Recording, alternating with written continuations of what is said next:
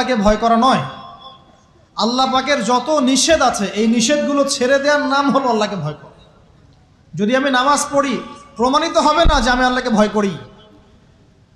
হারাম ছেড়ে নামাজ পড়েন, হালাল খেয়ে নামাজ পড়েন, প্রমাণ হবে আপনি আল্লাহকে ভয় করেন। নামাজ পড়াটা একটু সহজ কাজ, কিন্তু এই হারাম রিজিক ছেড়ে দেওয়া এত সহজ কাজ নয়। রোজা রাখা সহজ কাজ তুলনামূলক, কিন্তু সুদ ঘুষ ছেড়ে দেওয়া এত সহজ কাজ নয়। তাসবিহ তাহলিল করা সহজ কাজ, কোরআন তেলাওয়াত করাও সহজ কাজ তুলনামূলক, কিন্তু ওই বোনের সম্পত্তি তাকে ফিরিয়ে দেওয়া এত সহজ নয়। অন্য মুসলিম ভাইয়ের মান সম্মান রক্ষা করা তো সহজ নয়। পরিবারে পর্দা এবং নামাজ কায়েম করা তো সহজ নয়।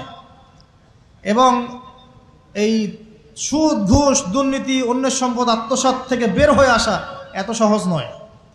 তাকওয়া মানে কি? পরিপূর্ণরূপে ইসলামে প্রবেশ করা, আল্লাহ পাকের